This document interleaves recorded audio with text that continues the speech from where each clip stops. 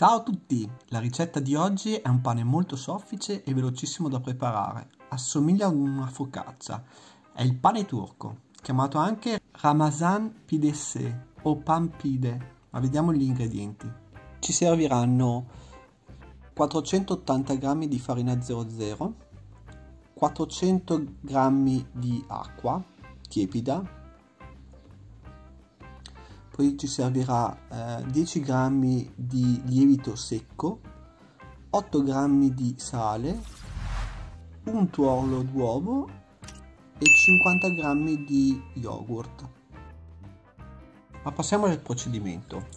In una ciotola mettiamo una parte di acqua tiepida, quindi solamente la metà, 200 g, e aggiungiamo il nostro lievito secco, che andremo inizialmente a sciogliere dentro l'acqua tiepida.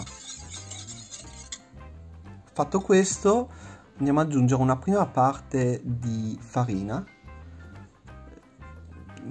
Per l'esattezza andremo ad aggiungere 120 g di farina e andiamo con una frusta a iniziare a sciogliere la farina all'interno dell'acqua.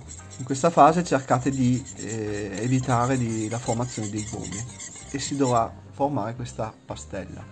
Copriamo e teniamo per 20 minuti a riposo. Passati i 20 minuti andiamo ad aggiungere la restante acqua tiepida, quindi sempre altri 200 g al composto, e andiamo a mescolare. Nel frattempo vi ricordo di registrarvi al canale, così potete rimanere aggiornati sui miei nuovi video. Vedete che rimane completamente liquido ancora.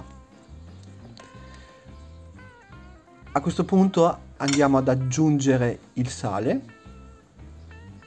Non preoccupatevi, aggiungetelo tranquillamente, anche se c'è il lievito non succede niente. E poi andiamo ad aggiungere tutta la restante farina. Con l'aiuto di un leccapentole o un cucchiaio iniziate a mescolare il tutto,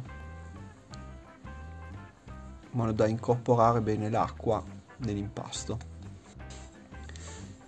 Come vedete, l'impasto è sicuramente un impasto molto idratato, quindi è sicuramente molto molle.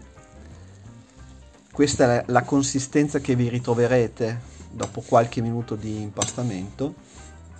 Fate sempre questo movimento dall'esterno verso l'interno, però vedete che comunque è veramente molle come impasto.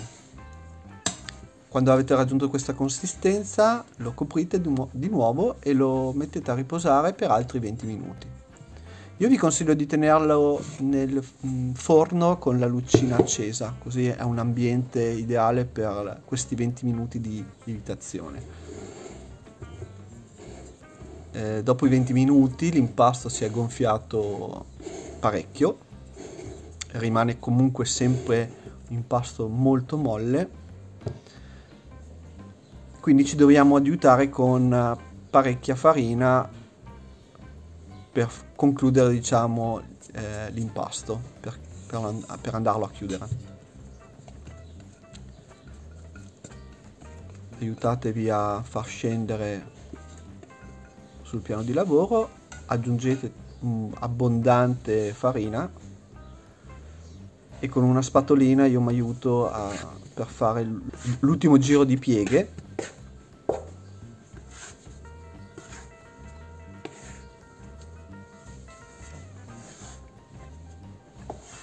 Fate qualche piega proprio per chiudere l'impasto e poi lo andate a dividere a metà.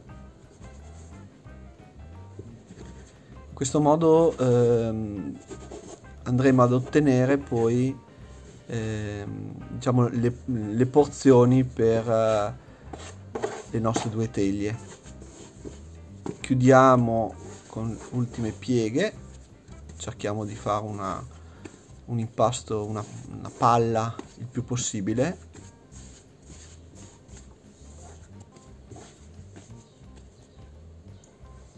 A questo punto andiamo con una teglia infarinata andiamo ad adagiare la nostra pallina di impasto. Aiutatevi ancora con della farina, perché se l'impasto, come vedete, è molto appiccicoso, oppure bagnatevi leggermente le mani, ma non troppo comunque, perché comunque è già molto idratato. Cercate di stenderla il più possibile, senza evitare magari di bucare la pasta. Fate una forma o tonda o leggermente, insomma, allungata, ma più o meno queste le dimensioni. Coprite e lasciate riposare per altri 20 minuti, sono gli ultimi 20 minuti di impasto. Andiamo a preparare nel frattempo diciamo la crema che spargeremo sopra al nostro pane, e è formata semplicemente dallo yogurt e dal tuorlo d'uovo mescolate semplicemente in modo da formare una sostanza abbastanza uniforme. Trascorsi 20 minuti dell'ultima lievitazione, questo è il risultato. Andiamo a spennellare il nostro composto, la nostra salsina, diciamo, sulla pasta. Mi raccomando, coprite bene tutto, anche bene i bordi. Questo servirà anche per tenere l'impasto bello morbido e quindi farlo crescere ancora di più all'interno del forno. Poi si passa con questa decorazione che è tipica, diciamo, per il pane turco, soprattutto in questo periodo dell'anno. Si fa una sorta di scacchiera, o diventa un po' tipo una trapunta, no? Sembra come del pane. Mi raccomando, andate a schiacciare eventuali bollicine che ci sono, e terminiamo la guarnizione con dei semi di sesamo. Io ho usato dei semi di sesamo bianchi, ma anche di colore nero. Io ho fatto questo abbinamento. Terminato la decorazione, diciamo, finale, andiamo a mettere in forno a 230 gradi per circa 15 minuti. Qui abbiamo accelerato le immagini per far vedere come è cresciuto bene il nostro pane. Andiamo a sfornare e a questo punto passiamo all'assaggio. Vedete come è bello morbido rimane il pane è comunque molto soffice.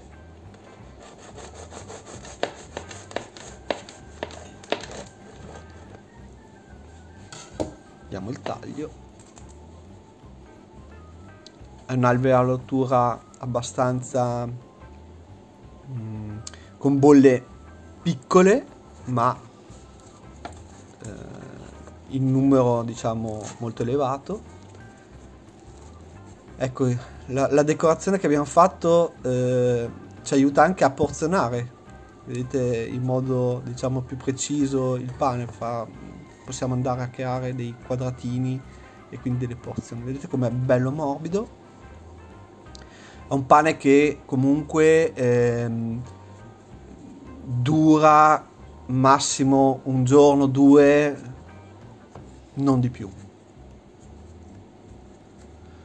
Quindi all'assaggio si sente tantissimo i semini di sesamo. Facilissimo, veloce. Se vi è piaciuto il video, registratevi al canale e mettete un bel like. Ciao a tutti!